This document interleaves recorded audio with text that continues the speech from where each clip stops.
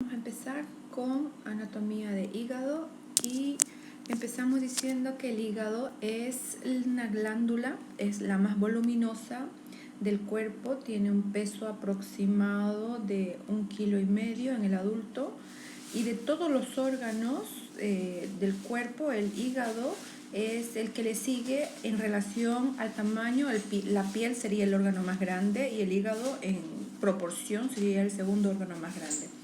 El hígado está ubicado anatómicamente por debajo del diafragma y este ocupa la mayor parte del hipocondrio derecho y parte del epigastrio en la cavidad abdominopélvica. Entonces vamos a retirar y a ubicar los cuadrantes. Recuerdan que para ubicar los órganos en la cavidad abdominal hicimos los trazados de los cuadrantes, que son 9, en el hipocondrio derecho, que es donde se ocupa la mayor parte del hígado. Observen ahí el lóbulo derecho, que es el más grande, está ocupando el hipocondrio derecho, y el lóbulo izquierdo, que es pequeño en relación al derecho, está ubicado en el epigastrio. Entonces esa sería la ubicación anatómica en la cavidad abdominopélvica. Cuando hablamos de hígado tenemos que también hablar de la vesícula biliar. Observen ahí, la vesícula biliar, que es un saco, tiene una forma de pera. Vamos a ponerla sola. Tiene una forma de pera, está localizada en la cara visceral, tiene una depresión que deja al hígado y tiene una longitud promedio de 7 a 10 centímetros y está colgando del borde antero inferior del hígado. Entonces esta sería la cara visceral del hígado, donde la vesícula es parte de la cara visceral. Bien, el hígado está cubierto casi por completo por el peritoneo visceral y en la mayor parte está revestido por una totalidad por tejido conectivo denso y está ubicado en el peritoneo. Fíjense que el hígado se divide en dos partes: un lóbulo derecho, que es el más grande, observen ahí, y un lóbulo izquierdo, que es el más pequeño, y esta división está dada por el ligamento falciforme y también por una hoja del peritoneo. El ligamento falciforme entonces va a ser quien divide al hígado en dos: un lóbulo derecho y un lóbulo izquierdo. También en la cara visceral, este lóbulo derecho abarca el lóbulo cuadrado. Entonces, si yo le doy la vuelta, fíjense en la cara visceral, el lóbulo derecho, que es la parte más grande, abarca el lóbulo cuadrado y el lóbulo caudado, que está en la parte posterior.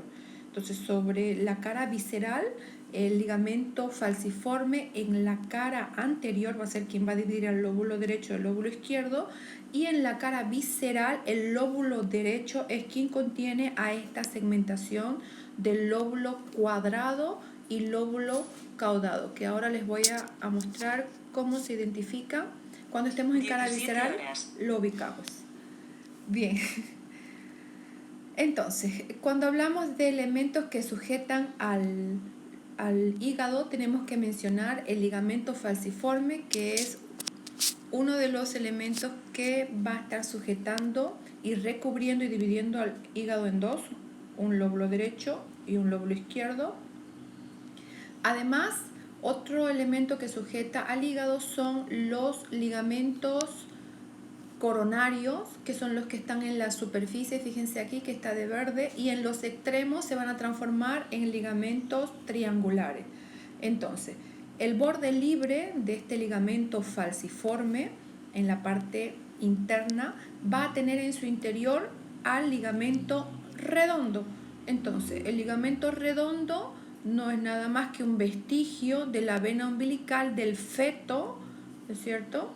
Cuando está en la circulación embrionaria, este se atrofia y queda como un vestigio dentro del ligamento falciforme. Entonces el ligamento redondo es un vestigio de la vena umbilical del feto. En cambio, los ligamentos coronarios, vamos a tener un ligamento coronario derecho e izquierdo, que son extensiones del peritoneo y que se van a ir a unir desde el diafragma hasta el hígado, y que recuerden, en sus extremos se van a transformar en ligamentos triangulares derecho e izquierdo.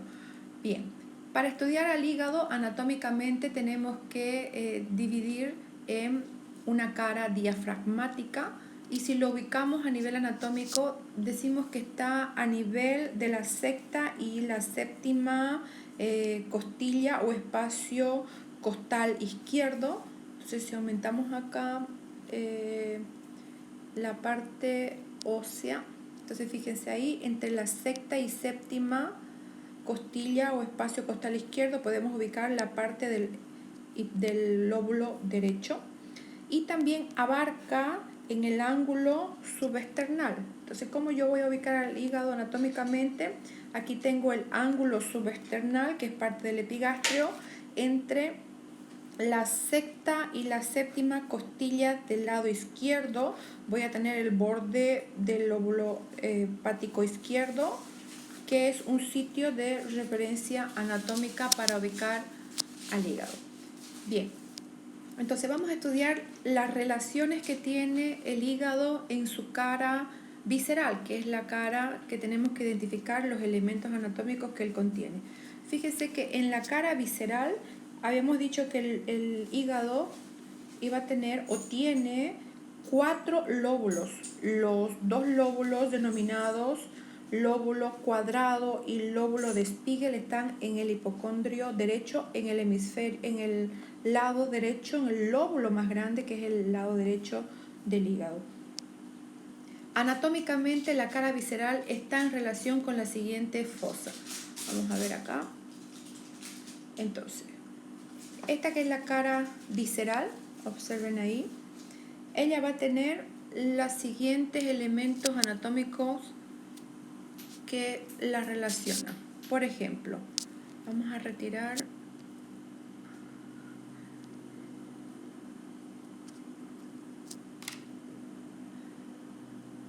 les comento que la parte funcional del hígado, la unidad funcional del hígado, cuando hablamos de las funciones del hígado, recuerden que el hígado es el órgano que produce y secreta la bilis. Un promedio de 800 a 1000 mililitros por día se están produciendo de bilis constantemente. Vamos a sacar aquí el ligamento hepatogástrico que une el hígado con el estómago. Ahí. Entonces, veamos las relaciones de la cara visceral. Les decía que las funciones del hígado es secretar bilis, ¿verdad? ¿Y qué es la bilis? La bilis no es nada más que un líquido amarillento que se produce en los hepatocitos, tiene un color verde oliva. Dentro de sus componentes la bilis va a tener sales biliares, colesterol, fosfolípidos, también llamados pigmentos biliares, iones y lecitina. Fíjense que el principal pigmento de la bilis es la bilirrubina. Y la bilirrubina que va a dirigirse hacia el hígado, la bilirrubina recuerden que viene desde el vaso donde están los eritrocitos viejos, estos liberan hierro y globina y se va hasta el hígado, y en el hígado el hierro y la globina se reciclan y esto va a transformar en bilirrubina. Entonces la bilis que va a degradar a los glóbulos rojos viejos en el intestino, uno de sus productos de degradación a nivel del intestino es la estercobilina, y la estercobilina, que es producto de desecho de la bilirrubina, es el que le da el color a las heces fecales. Entonces, las heces fecales, cuando están blanquecinas, son un signo indirecto de que hay una ictericia o una alteración de la producción de bilirrubina. Bien, entonces veamos la relación que tiene la cara visceral con los órganos. Vamos a sacar el estómago, vamos a sacar el aumento mayor para que ustedes vean la relación con los órganos que tiene en la cara visceral el hígado. Entonces, observen ahí. Quiero que vean la relación y la división anatómica del hígado con los órganos a su alrededor. Entonces ahí he retirado la mayor parte de los vasos sanguíneos y he dejado al ligamento falciforme que va a dividir y cuando se repliega el ligamento falciforme va a formar el ligamento hepatoduodenal. Observen ahí la relación que tiene. Y me va a delimitar en los siguientes lóbulos. Entonces, en la cara visceral encontramos un lóbulo hepático izquierdo y un lóbulo hepático derecho. Entonces, en el hepático derecho vamos a tener el lóbulo cuadrado, así se denomina, este lóbulo que está delimitado por la vesícula biliar, ¿verdad? Y la parte media del ligamento falciforme, este sería el lóbulo cuadrado. Y el lóbulo de Spiegel, que es este, el lóbulo de Spiegel, que está delimitado por un surco, que es el surco de la vena cava inferior, y un conducto que embrionariamente se denomina conducto venoso de Arancio. Entonces, este lóbulo de Spiegel está delimitando a el hilio hepático, y el hilio hepático va a dar lugar al paso del pedículo hepático. Entonces, ¿cómo está conformado el pedículo hepático? Recuerden que igual que en el pulmón, hilio era el espacio, pero pedículos son los elementos que atraviesan por este hilio. ¿Y cómo está conformado el pedículo hepático? Entonces, el pedículo hepático está conformado por los siguientes elementos. Y necesito aquí aumentar algunos vasos para que ustedes identifiquen. Entonces, observen ahí. El pedículo hepático está conformado por la vena porta, por la arteria hepática propia, que es rama del tronco celíaco. Está aquí que no la veo. La hepática propia. Ahí está. Y por el conducto colédoco, que está acá. Déjenme ubicar el conducto colédoco. Ahí. Entonces, ¿cómo se forma el conducto colédoco? El conducto colédoco se va a formar, vamos a sacar algunas arterias y algunas venas para poder ver esta formación que es importante en la anatomía. ¿Cómo se forma el conducto colédoco? Entonces, el conducto colédoco se forma de la unión de los conductos hepático derecho y hepático izquierdo que forman este conducto que es el conducto hepático común. Entonces, aquí tengo que se está formando la bilis en el interior de los sinusoides hepáticos. Voy a tener el conducto hepático derecho y el conducto hepático izquierdo, y los dos juntos me van a formar este conducto que es el conducto hepático común. Entonces, el conducto hepático común, fíjense, reciben al conducto cístico de la vesícula biliar y recién forman lo que se denomina el conducto colédoco. Entonces, el colédoco se forma de la unión del cístico con el hepático común, que se forma del hepático derecho y el hepático izquierdo. Entonces, fíjense la importancia del colédoco. ¿Por qué? Porque el colédoco es el conducto que drena la bilis y la deja en el reservorio, que es la vesícula, que solo hace de reservorio, y la lleva hasta la segunda porción del duodeno. Pero hay una característica en esta porción del duodeno. Esta segunda porción del duodeno va a recibir al conducto colédoco junto con el conducto pancreático principal o pancreático común. Entonces voy a sacar estos vasos para que ustedes puedan identificar. Entonces, miren, el conducto pancreático común va a dirigirse hasta la segunda porción del duodeno. Observen ahí la importancia. Entonces, aquí tenemos el esfínter pilórico, donde inicia el duodeno, ¿verdad? Tenemos una primera porción del duodeno, una segunda porción del duodeno descendente, una tercera porción del duodeno transversal y una cuarta porción del duodeno que es ascendente.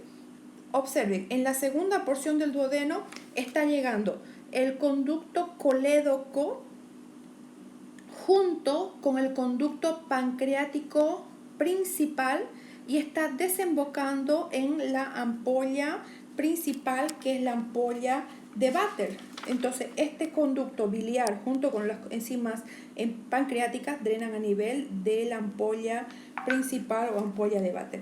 En cambio, el conducto accesorio va a drenar también en la segunda porción del duodeno, pero con una papila denominada papila duodenal o secundaria o de Santorini. Entonces, esa es la importancia de la segunda porción del duodeno que recibe a estos conductos biliares para drenaje de las enzimas pancreáticas y biliares que vienen desde el hígado. Entonces, fíjense ustedes que una de las funciones que tiene la bilis es la de emulsionar, es decir, degradan las partículas de grasa en partículas más pequeñas para poder ser absorbidas, junto con las enzimas pancreáticas que también van a disolver la grasa. La bilis lo que hace es disolver la parte de carbohidratos para que sea reabsorbida. Entonces, haciendo un resumen del hígado, habíamos dicho que se distingue un lóbulo derecho, un lóbulo izquierdo. El lóbulo derecho incluye el lóbulo cuadrado, observen ahí, y el lóbulo caudado, la vesícula biliar, que es un reservorio, habíamos dicho, de la bilis, que se encuentra y forma una depresión en la cara visceral del hígado, y lo único que tiene la función es de almacenar la bilis. Los lóbulos del hígado están formados, esto es muy importante, por lobulillos que contienen hepatocitos. Estos hepatocitos que están conformados en los lobulillos, estas células hepáticas o sinusoides o células reticuloendoteliales, así se denominan, también se les llama células de Kupffer, van a estar concentrados en una vena central. Recuerden que los hepatocitos son los que producen bilis y que es transportada por un sistema de conductos hacia la vesícula biliar, que solo hace de reservorio y una concentración temporal. Recuerden que la contribución de la bilis a la digestión a nivel de la segunda porción, la función de esta bilis va a ser de emulsificar los lípidos, es decir, digiere, la transforma en partes más pequeñas en la alimentación y en la dieta de la persona. El hígado también tiene una función en el metabolismo de los hidratos de carbono, además de los lípidos y las proteínas, ya que en la segunda porción va a recibir a estas enzimas. Además, otra función del hígado es que en la parte metabólica de proteínas también va a procesar fármacos y hormonas y excreta la bilirrubina, además de sintetizar las sales biliares, los minerales y de realizar la fagocitosis. Además tiene a cargo la activación de la vitamina D, que es parte de la síntesis del hígado. Entonces recuerden que la célula fagocítica del hígado es la célula reticuloendotelial o célula de Kupffer, que eso lo encontramos en las características celulares del hígado. Ahora les quiero comentar la circulación fisiológica que les había dicho que tenemos que estudiar en el hígado, y esto a partir de los sinusoides hepáticos, que tienen la siguiente característica. Una de las características del hígado es que él recibe una circulación portal, y les voy a hacer aquí un pequeño diagrama de cómo se forma esta figura hexagonal de los sinusoides hepáticos. Entonces tenemos 1.000.000 de sinusoides hepáticos o espacios portas que están conformados por una vena porta, una arteria hepática y conducto interlobulillar.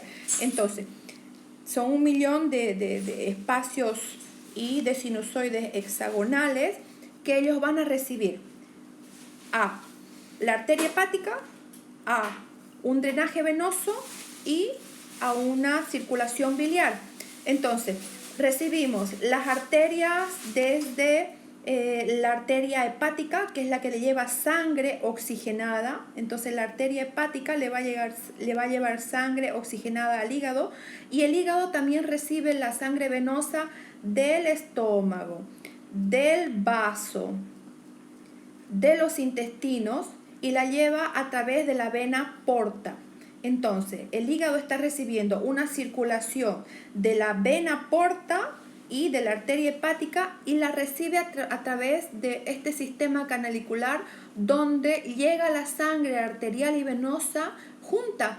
Entonces, el hígado es el órgano que recibe sangre arterial y sangre venosa y a nivel de los sinusoides hepáticos la junta, y los hepatocitos que están siendo parte de estos sinusoides van a formar la bilis en los hepatocitos y la van a excretar hacia afuera de este sistema porta a través de los conductos hepático derecho e izquierdo para llevarla al hepático común. Entonces, esa es la importancia de la función y la circulación biliar, la circulación hepática y la circulación del sistema porta, que a nivel de estos sinusoides hepáticos se está uniendo la sangre arterial y la sangre venosa para dar lugar a las tres circulaciones, ¿verdad?